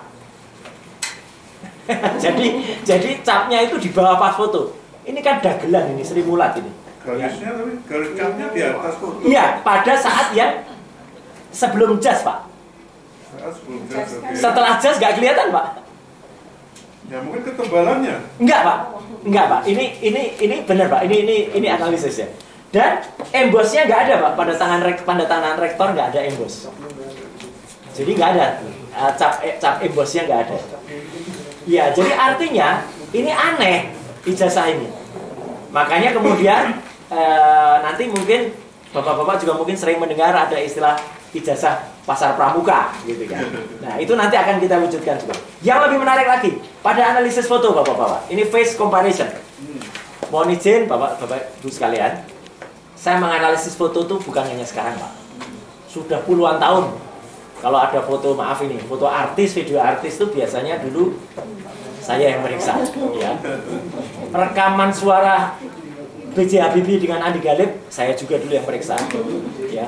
Fotonya, maaf ini, fotonya Gus Dur dengan Arianti Polisi Tepu, saya juga yang meriksa, ya. Jadi artinya software ini sebenarnya sudah lama dan selalu terupdate, dan saya pergunakan untuk memeriksa apakah itu foto orang benar atau enggak. Kalau di pas foto saya, di ijazah saya ada pas fotonya, Bapak. Mau pas foto itu lama atau wajahnya lama atau orang sekarang, tetap match nantinya. Makanya Mesir itu bisa kemudian memeriksa wajahnya Faraoh, Tutankhamun, kemudian Ratu Osiris itu dulu kayak apa, bisa. Wajah saya match. Yang menarik, wajah di ijazahnya Jokowi tidak match. Jadi foto yang ada di ijazahnya Jokowi itu tidak match. Menariknya, justru ini karena dibantu oleh teman-teman netizen, kami menemukan foto yang ada di ijazah Jokowi itu seseorang yang inisialnya DBU, Bimatno Budi Utomo. Itu match fotonya. Ini software loh ini yang menemukan. Jadi artinya ini ilmiah, bukan kami yang menemukan, bukan kita mencari-cari. Ya, jadi ini software. Nah, kemudian kita cek lagi. Ini namanya uji identifikasi ijazah. Ini pertanyaannya sama dengan Pak Prabianto tadi. Nomornya kan ada. Betul, Pak? Kami menggunakan metode yang sama digunakan oleh Bareskrim, yaitu melakukan uji dengan ijazah yang lain. Ijazah Jokowi yang ada di sini adalah yang tampil di Bareskrim. Bareskrim tidak berani menampilkan ijazah dalam bentuk yang warna, tapi yang ditampilkan malah fotokopi ini. Ya sudah, ini yang kemudian saya uji lagi. Ya, ijazah ini nomornya sebelah kanan atas, Bapak, 1120. Saya menggunakan 3 pembanding dan kita fair. Saya, Dr. Resmond, Dr. Tifa, fair. Ijazah pembandingnya pun kita tampilkan milik siapa. Tidak seperti Bareskrim yang merahasiakan ijazah pembanding. Kami fair, ijazah pembandingnya kita tampilkan. Ini milik Fronojiwo, nomor 1115, ini sebelah kanan atas. Ada. Ijazah pembanding berikutnya milik almarhum Halimulyono, nomor 1115. Itu berikutnya. Yang ini ditampilkan oleh Pak Sigit Sunarta, Dekan Fakultas Kehutanan pada saat konferensi pers. Ini ijazah. Halimulyono sudah wafat, maka saya berani tampilkan ini karena apa? Karena tidak mungkin diganti-ganti lagi karena sudah wafat orangnya. Ijazah nomor berikutnya adalah 1117, miliknya Sri Murti Ningsih. Yang menarik, Bapak Ibu semua, terutama Pak Prabianto, 3 ijazah ini, 1115, 1116 dan 1117 ada ujinya pada lembar berikutnya, itu match. Matchnya adalah begini. Nanti mungkin teman akan bisa menjelaskan lebih detail, tapi artinya Bapak bisa lihat pada analisis berikutnya ini. Di sini jelas betul posisi tulisan ini yang di tengah ini. Huruf A pada ijazah 117 itu A-nya tuh masuk kepada logo. 1115 A-nya juga masuk ke dalam logo. 1120 miliknya Jokowi, Bapak, A-nya keluar dari logo. Padahal itu nggak mungkin. Ijazah ini hanya dicetak kurang dari 100. Kalau beda meleset-meleset, nah itu berarti yang meleset itu yang palsu. Dan ini bukan hanya 1 huruf ini, ada 6 perbedaan. Artinya ijazah 1115 Fronojiwo, 1116 Halimulyono, 1117 Sri Murti Ningsih itu match. Itu semuanya keluaran dari cetakan yang sama. Dan ijazah Joko Widodo nomor 1120 tidak identik, tidak sama, meleset, simbolnya meleset gam. Jadi ini cetakan baru, ya, bukan cetakan yang sama dengan yang lain. Yang lebih menarik lagi, kalau ini semua sering dikatakan, mungkin Bapak sering mendengar, wah itu Roy Suryo Resmond hanya memeriksa dari sosmed atau dari tampilan di internet. Pada tanggal 15 April, seperti yang dibicarakan Dr. Tifa tadi, kami bertiga itu diterima langsung oleh wakil rektor. Ada 2 wakil rektor. Satu Prof. Wening Udasmoro, satu lagi Ari Sujito, Dr. Ari Sujito. Di ruang 109 Fakultas Kehutanan. Kami melihat langsung, memegang langsung, memotret langsung dari kamera saya. kamera saya adalah kamera standar identifikasi, ya, yang bisa memotret sangat detail, bahkan mengetahui itu fotonya GPS-nya ada di mana. Dan kami memotret ini skripsi. Skripsi ini tertulis Joko Widodo. Yang menarik, Bapak-bapak sekalian, kenapa saya motret dengan kamera detail? Kalau difoto dengan handphone, semua kertas tampaknya sama putihnya. Tapi pada gambar berikutnya akan kelihatan. Begitu dipotret pakai kamera detail saya, kertas yang baru itu pada judul. Sebelah kanan yang ketikan manual itu kertas lama. Dan kelihatan sekali kertasnya kertas lama. Artinya skripsi ini terdiri dari dua bagian. Skripsi yang lama diketik dengan mesin ketik manual, itu yang sebelah kanan. Padahal ini satu buku skripsi yang sama, kan aneh. Yang sebelah kiri yang ada tulisan Joko Widodo itu diketik dengan word processor. Nanti Dr. Resman akan menjelaskan itu. Artinya diketik dengan printer baru. Dan di situ ada banyak kesalahan, termasuk tanda tangan dari Profesor Dr. Insinyur Ahmad Sumitro. Itu diprotes Bapak langsung oleh putrinya. Putrinya Prof. Sumitro yang ada di Australia, namanya Aida Greenberry, menyatakan itu bukan nama ayah saya. Ayah saya pakainya U, bukan Soe. Dan itu bukan tanda tangan ayah saya. Mbak Aida kirim contoh sampel tanda tangan bapaknya. Beda. Tanda tangan bapaknya itu tegas sekali, agak mengotak. Ini tanda tangan ini bulat-bulat seperti orang belajar tanda tangan. Jadi ini menunjukkan benar bahwa terjadi kesalahan besar. Dan yang menarik, di skripsi ini tidak ada lembar pengujiannya. Dan itu dikonfirmasi oleh Prof. Sofyan Effendi sebelum beliau ditekan. Dan ini saya kira Prof. Sofyan didampingi Komnas HAM juga Pak. Dia diperiksa 12 jam dan diteror tanpa ada prosedur formal. Dia didatangi kepolisian di rumahnya, diperiksa 12 jam tanpa pemberitahuan. Dan Profesor Sofyan Effendi menyatakan ini memang skripsi ini tidak pernah diuji. Jadi artinya skripsi ini nggak pernah lulus. Kesimpulannya Bapak, ya ini biar mudah. Lembar terakhir. Hasil uji ELA menghasilkan ijazah Jokowi menunjukkan error pada bagian logo dan pas foto. Artinya logonya meleset, pas fotonya juga salah. Kedua, hasil face comparison menghasilkan pas foto di ijazah Jokowi itu not match, tidak cocok dengan foto Jokowi sendiri sekarang. Malah cocok dengan foto orang lain. Ini kan aneh. Berarti ada pas foto orang lain ditempelkan. Nomor 3, ijazah pembanding 11-15 milik Frono Jiwo, 11-16 milik Arman Marimoliono, dan 11-17 milik Sri Murtiningsih match. 3 ijazah itu match. Keluar pada saat yang bersamaan. Wisuda pada bulan November tahun 85. Ijazahnya pada tanggal 5 November 85. Ijazahnya Jokowi tidak match, tidak cocok, meleset. Ini kan aneh. Misalnya majalah, kok majalah yang terbit bersamaan meleset gambarnya. Ini kan aneh gitu ya. Ijazah 4, ijazah asli Fakultas Kehutanan UGM 85. Saya dan Dr. Tifa kebetulan kami dikirimi kakak-kakak angkatan. Ya, itu nanti akan kami tunjukkan aslinya ya pada saat di persidangan. Memiliki berbagai pengaman khusus seperti watermark, emboss, logo emas, benang pengaman, dan meterainya pun beda. Warnanya juga beda. Nomor 5, ijazah Jokowi diuji dengan teknik yang baru ini, luminance gradients ya, atau tadi yang saya tunjukkan, tidak menunjukkan adanya watermark, nggak ada watermark. Tidak menunjukkan emboss seperti ijazah asli pembanding-pembandingnya ada. Nomor 6, ini yang menarik. Nama Dr. Insinyur Ahmad Sumitro, diucapkan terima kasih Bapak, sudah ditulis profesor pada ketikan yang baru. Padahal yang diketikan manual itu masih doktor insinyur. Menariknya, skripsi ini dibuat November, tertulisnya November 85. Profesor Ahmad Sumitro itu mengucapkan pidato pengukuhan guru besar pada bulan Maret 86. Jadi pada saat November 85 belum profesor. Yang benar yang ketikan biasa. Yang ketikan biasa di satu skripsi itu masih doktor insinyur Ahmad Sumitro, itu betul. Yang diketik dengan tulisan Jokowi profesor. Nah ini kan aneh. Belum profesor kok sudah ditulis profesor. Ya, gara-gara ngetiknya sekarang. Dan yang menarik lagi, ini nanti Pak Dr. Resmond kebetulan menemui langsung primary evidence juga dengan Pak namanya Kasmujo. Tidak ada nama dosen pembimbing yang dulu 2017 itu diaku-aku Jokowi bolak-balik ulang gitu. Di skripsi ini nggak ada nama Pak Kasmujo. Kalaupun dia dosen pembimbing saja, itu pun aneh. Nggak ada.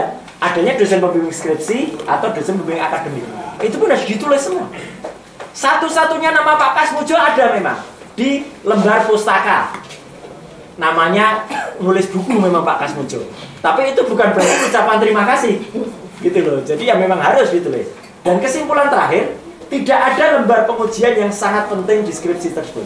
Jadi Pak Prabianto, kesimpulan kami jelas. Skripsi tidak diuji, itu artinya tidak lulus. Skripsi yang tidak lulus, tidak mungkin ada ijazah asli. Itu yang saya sampaikan, nanti detailnya mungkin akan disambung oleh Pak Dr. Resmond Asiransianita.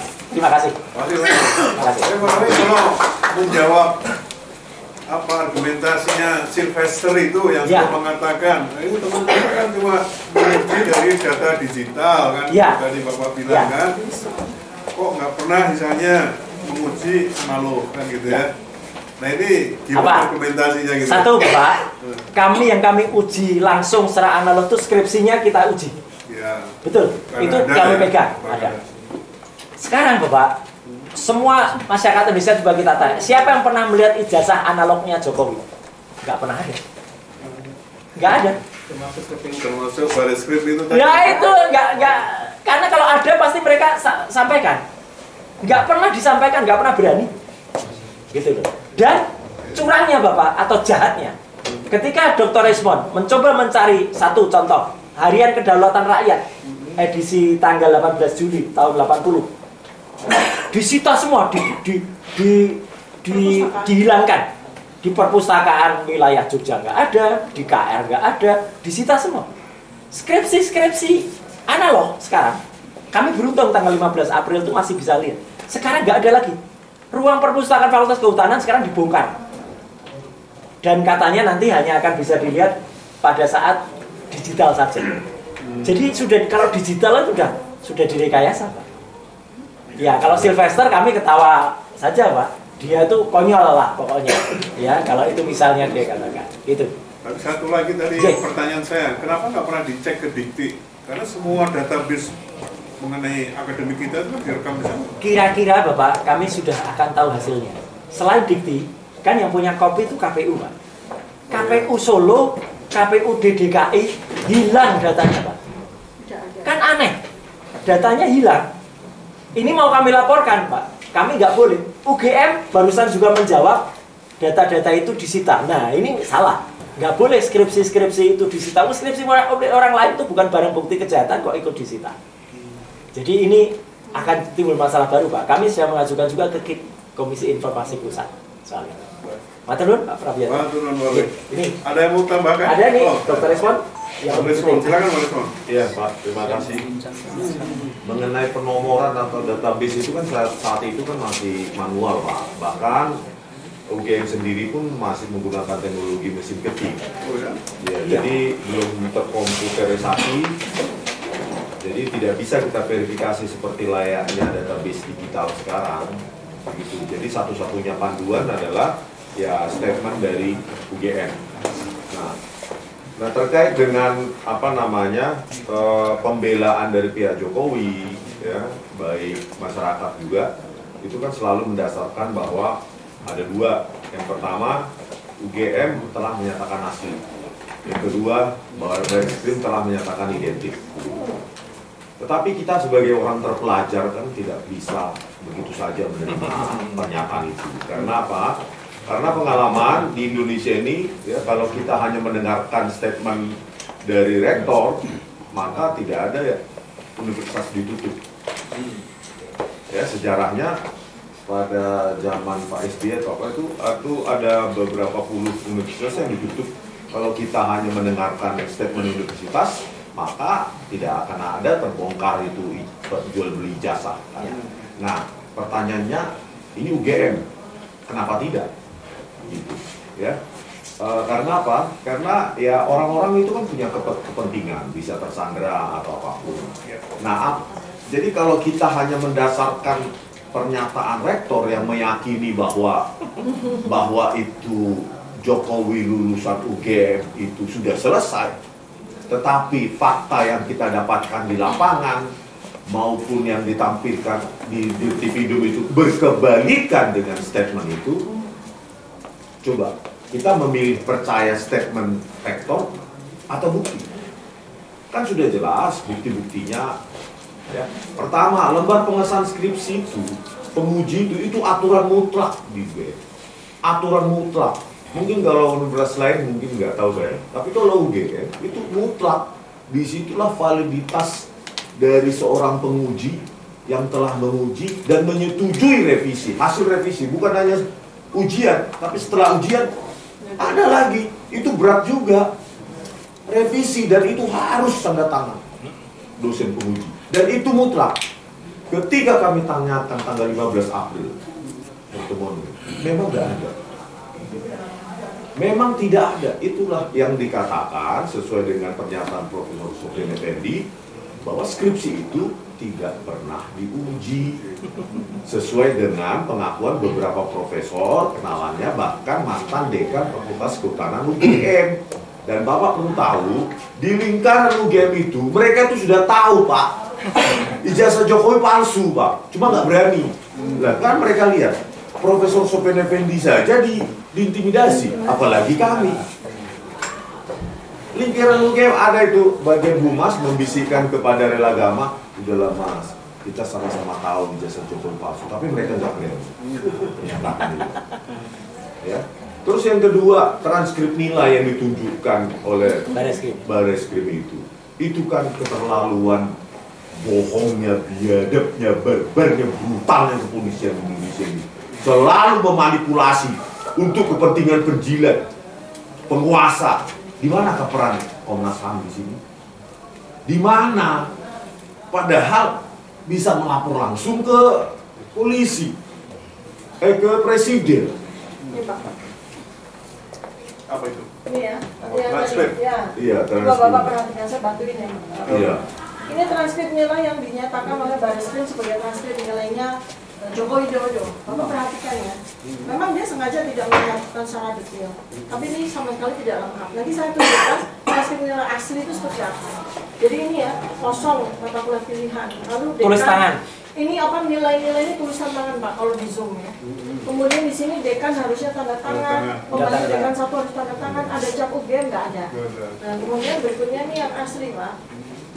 Nih, asli. Transkripnya Jokowi? Bukan dong. Orang lain.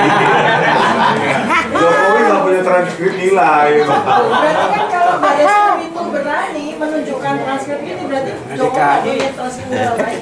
Ini transkrip nilai yang sama-sama lulus tahun 85. Coba perhatikan. Jadi pada masa itu kan belum ada printer ya. Semua pakai mesin ketik, diketik dengan rapi. Kemudian yang tadi nggak ada nih, kalau nggak ada nih mata kuliah pilihan, Jokowi nggak pernah mengambil mata kuliah pilihan, artinya dia nggak mungkin lulus.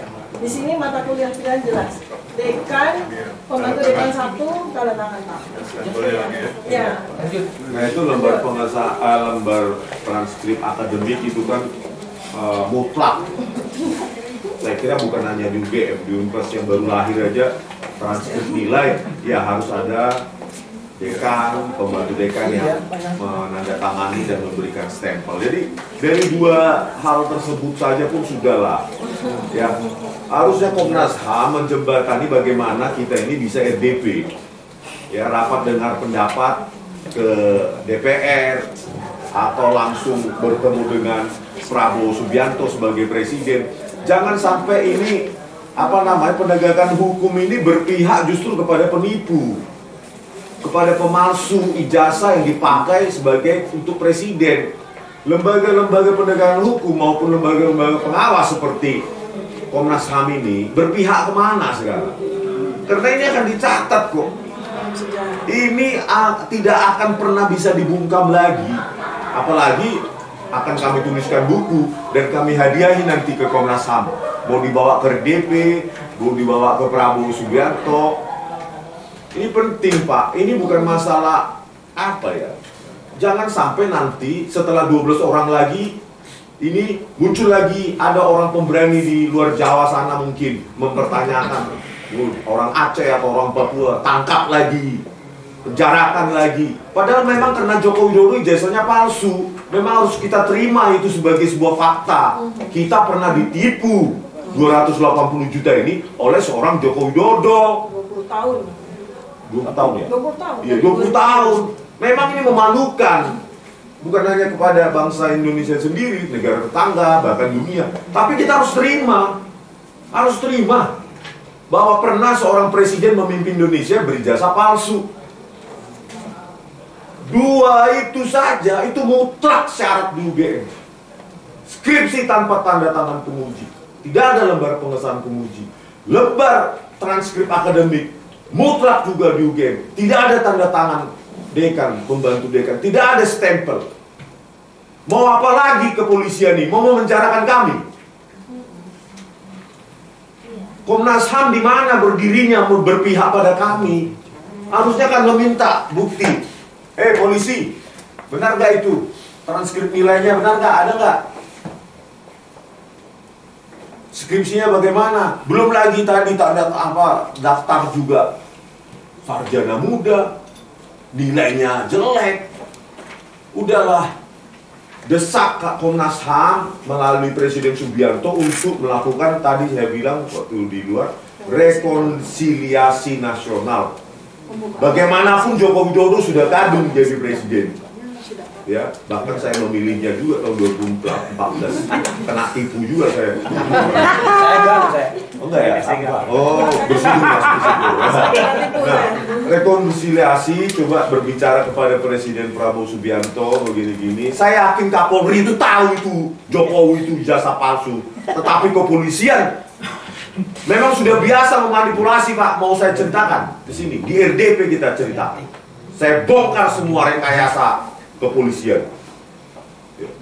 Semua ini kan mereka ini dibayar pajak. Kasihanlah rakyat kalau cuma menjadi korban manipulasi polisi dan Komnas HAM yang seharusnya mengawasinya dan diam. Kalau nggak berani mundur, biar saya menggantikan.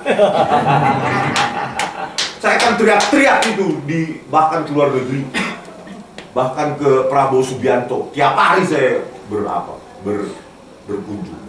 Bagaimana? Berani nggak Komnas HAM? Ya Komnas HAM mau nggak, berani nggak menyuarakan ini supaya Jokowi jujur lakukan rekonsiliasi nasional. Kami pun tidak ingin Jokowi lebih malu lagi, lebih babak belur lagi di mata dunia. Nggak mau memenjarakan dia pun nggak mau. Ya sudahlah, asal ini pelajaran penting supaya Indonesia ini punya presiden besok yang berkualitas, bukan orang yang seperti ini. We walk the talk, not only talk the talk. Ya, harusnya jauh lebih smart, lebih pintar, bijak daripada seorang Rismon yang nobody. Ini menyelesaikan satu kalimat aja, kausalitas kalimat satu ke kalimat dua aja nggak bisa kok. Joko Widodo memang terkenal ikon penipu pembohong Indonesia. Terus lembaga-lembaga yang dibayar rakyat ini bagaimana posisinya? Apakah diam, aman? Yang penting gue jabatan gue aman, gue nggak mau nyenggol Jokowi, masih kuat, dan dia punya banyak jaringan. Kapolri aja masih dipertahankan Prabowo Subianto, apalagi kami. Jangan seperti itu, lebih baik berkorban jabatan, yang penting pernah bersuara untuk rakyat. Masa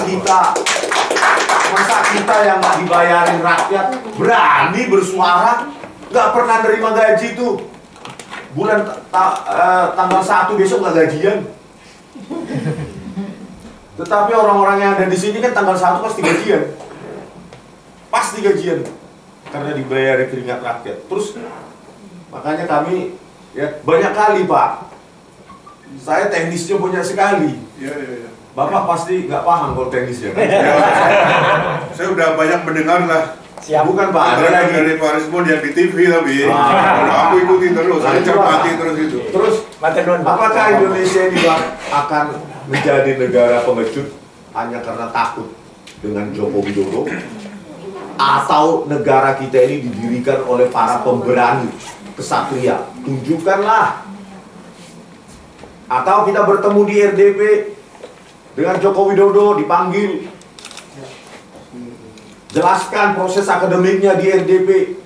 Masa kami meneliti ijazah publik kok malah dikriminalkan, dan Komnas HAM, Kompolnas, semua bla bla bla itu yang entah berapa puluh lembaga pengawas penegakan hukum di Indonesia yang independen tapi diam dan penonton dari kriminal, udahlah oke, biar damai, biarkan mereka masuk penjara, yang penting gue bulan depan gajian.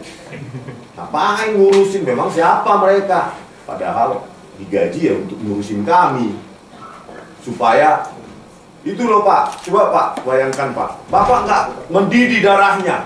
Kami meneliti jasanya Joko Widodo, kena 9 pasal Pak.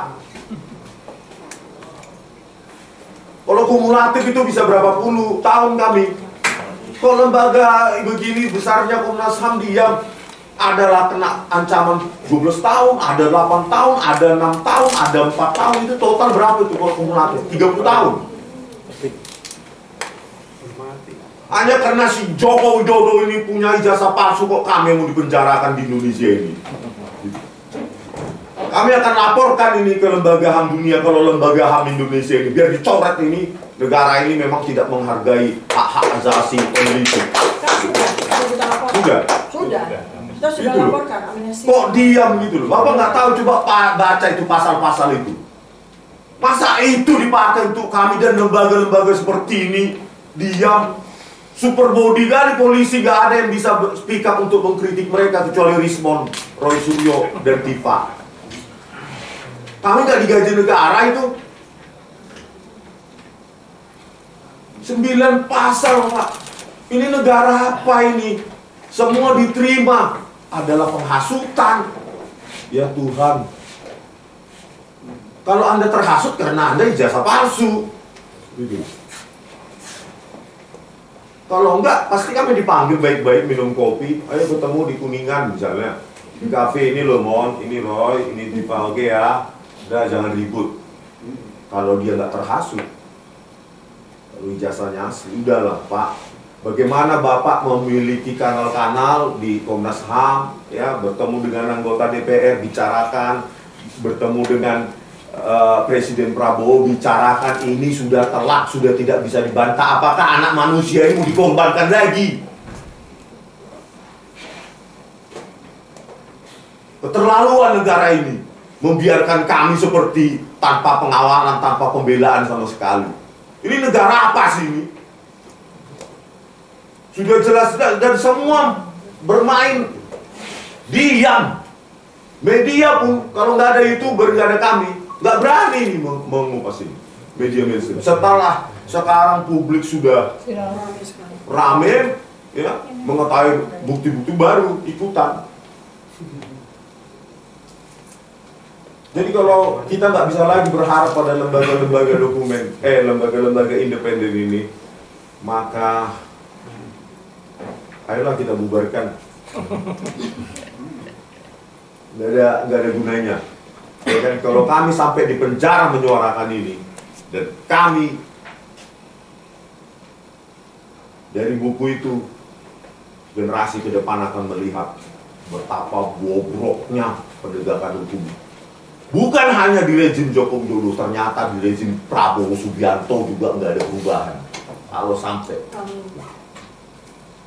Prabowo Subianto, saya lihat profil keluarganya orang-orang educated, tentu menghargai buku, menghargai penelitian, ya, diapresiasi. Kalau Joko Widodo ya memang wajar nggak menghargai buku, ya, tontonannya katanya Doraemon atau apa, Shinchan atau apa ya.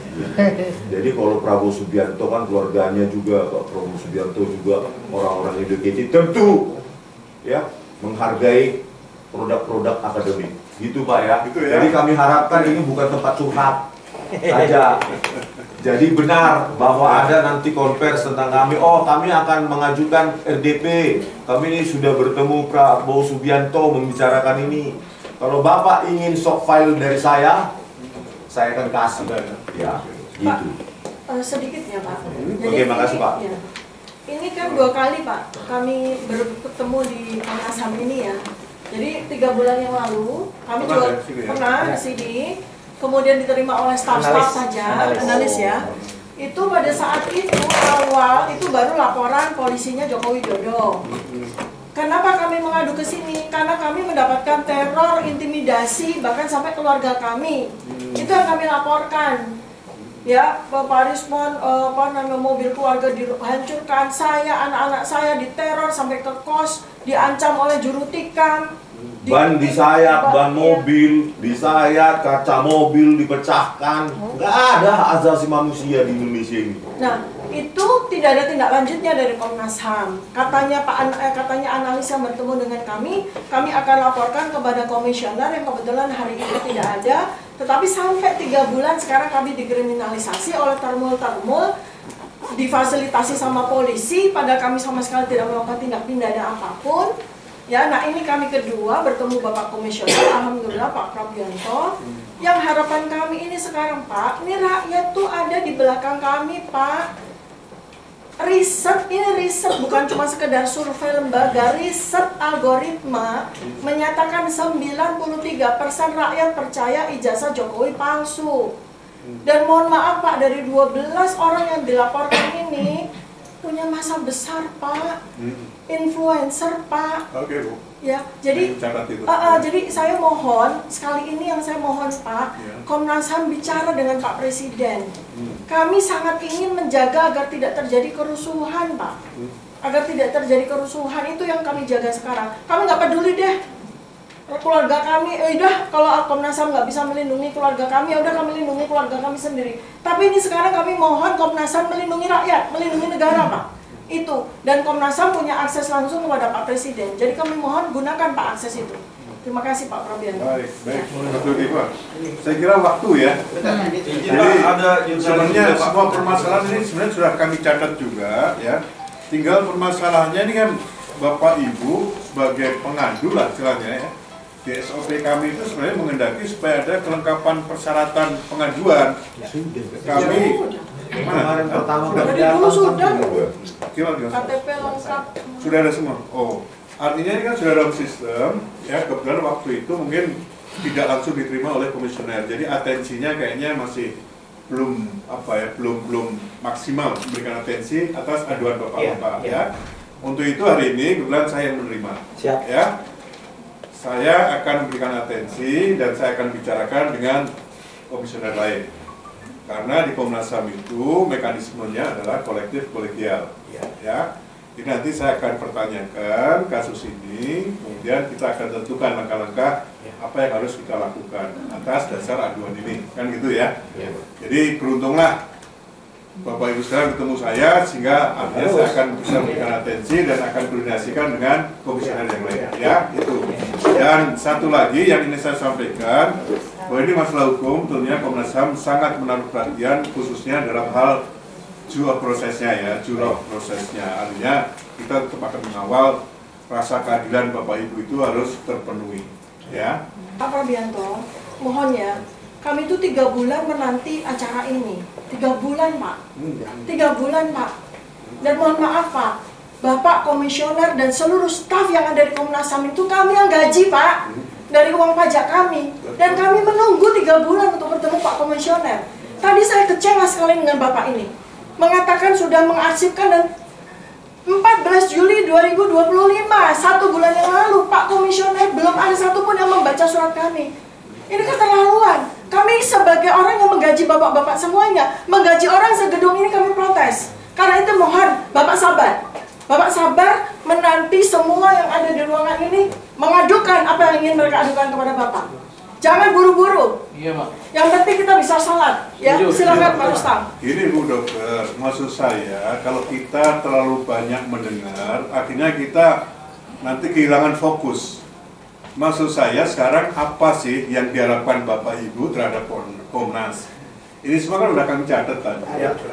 Takutnya nanti kalau Bapak Ibu semua ini bersuara dan ya macam-macam lah, kami akhirnya fokusnya malah hilang, ya kan? Toh kesempatan untuk audiensi sebenarnya juga nggak terbatas hari ini saja kan? Bapak Ibu kalau mengajukan permohonan untuk audiensi pasti kami siap.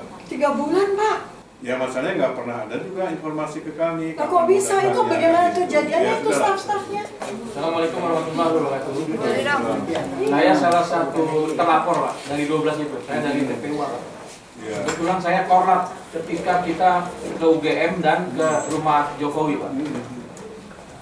Memang saat itu kita nggak bisa ketemu di UGM karena kita terlambat jam 10 atau jam 11. Diperlambat karena di dalam kendaraan itu di tol itu terjadi kecelakaan yang menurut saya aneh juga. Ada saya yang mengurai kemacetan di tol, Pak. Jadi ada mobil truk membawa besi jatuh menyelimpang di tengah-tengah jalan. Ketika saya urai nggak lama baru bisa selesai. Nah, di sini saya mau kasih tahu ke Bapak, ketika kita mau berangkat pun, Pak, di situ ada tawaran uang, Pak, dari Partai Coklat.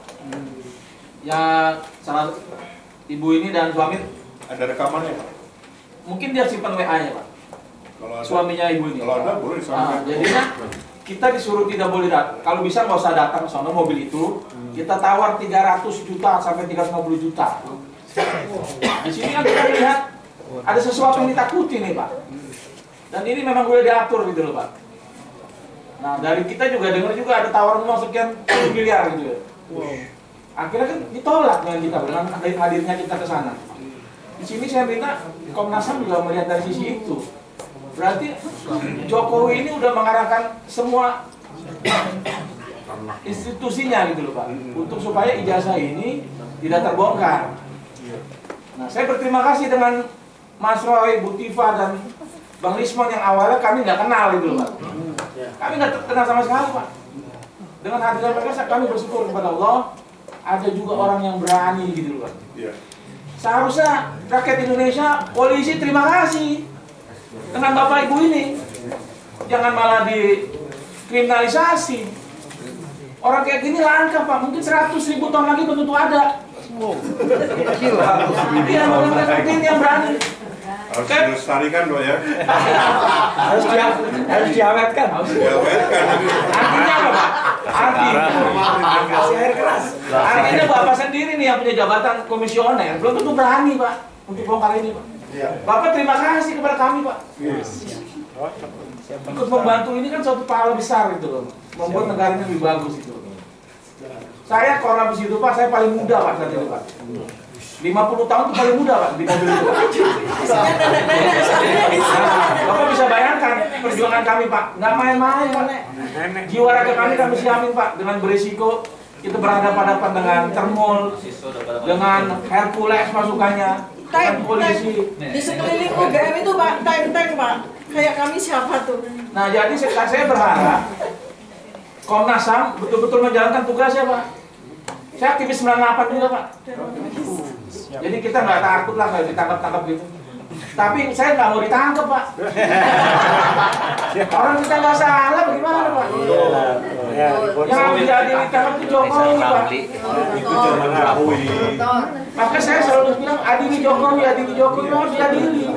Tapi ketika institusi ini melindungi Jokowi, Pak, walaupun sekarang nggak jadi presiden, bagaimana keburukan bisa diselesaikan? Kita nggak mau Jokowi ditahan juga sih, Pak. Cuma ngaku doang, ijazahnya memang buatan pasar pramuka gitu loh, Pak.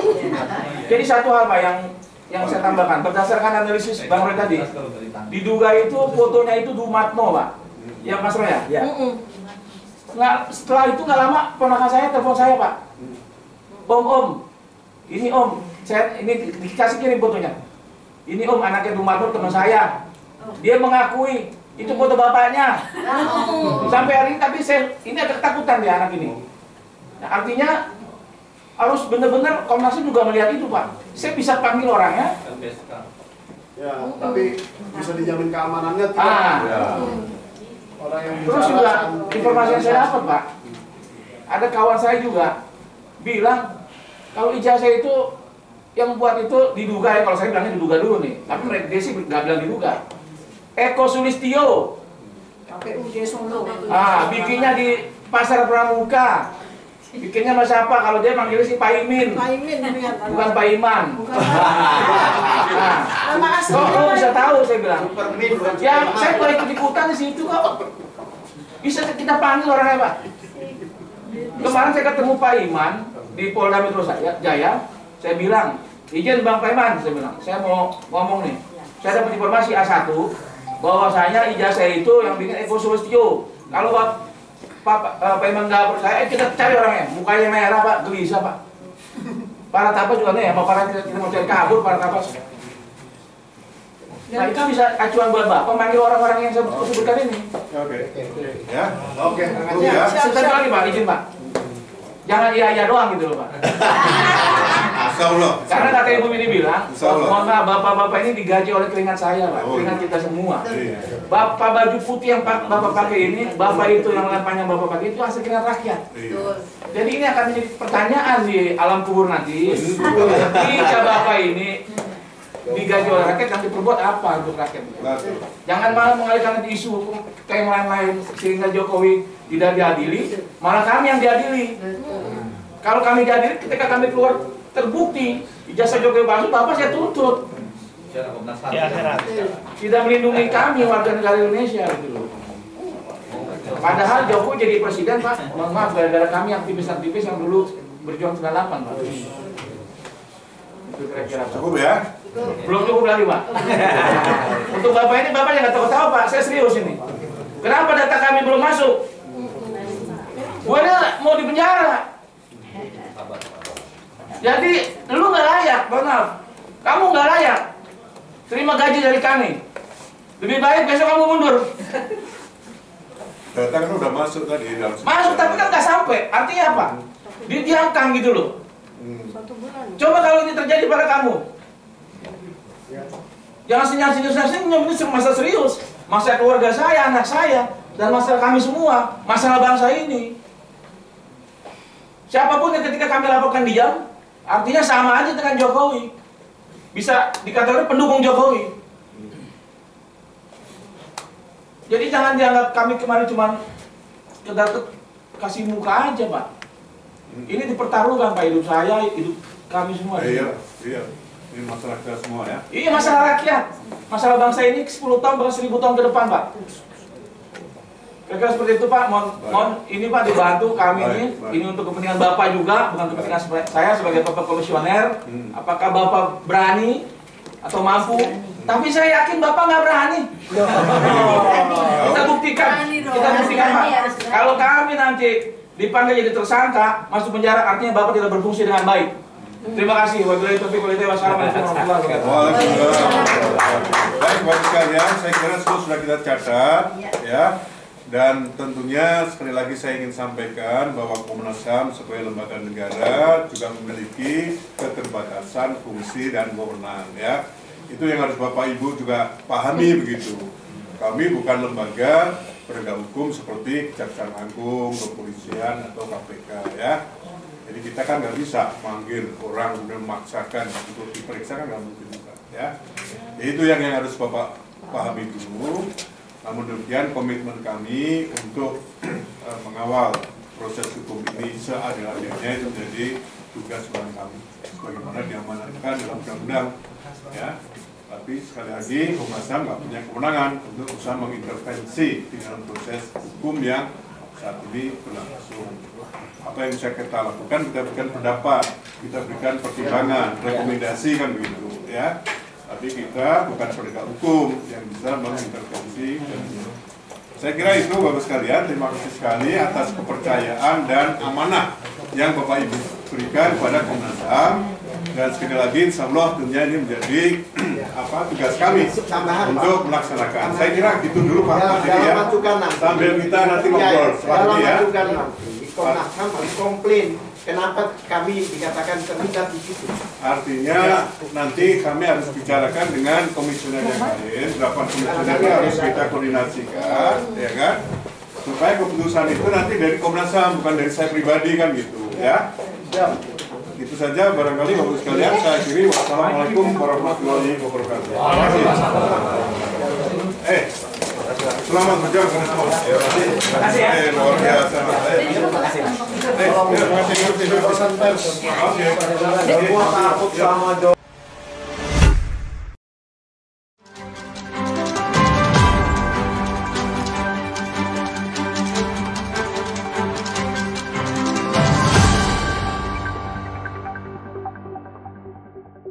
Racikan Berita 1.